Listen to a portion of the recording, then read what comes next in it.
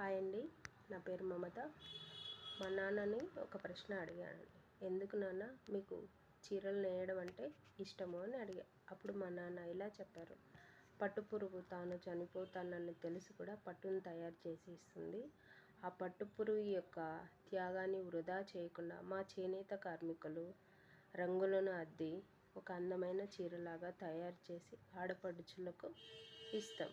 అప్పుడు ఆ ఆడపడుచులు అందంగా అలంకరించుకొని తన ఆనందాన్ని 100 రెట్లు చేసుకొని సంతోషంగా జీవిస్తారు. ఆ సంతోషాన్ని 10 మందితో పంచుకుంటారు. అందుకు నాకు ఈ వృత్తి అంటే చాలా ఇష్టమని చెప్పారు. సో మా మదనపల్లి పట్టు చీరల నేత వాళ్ళ నుండి విజయదశమి శుభాకాంక్షలు.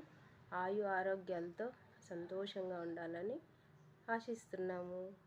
మీకు నచ్చినట్టయితే like, share, subscribe my channel.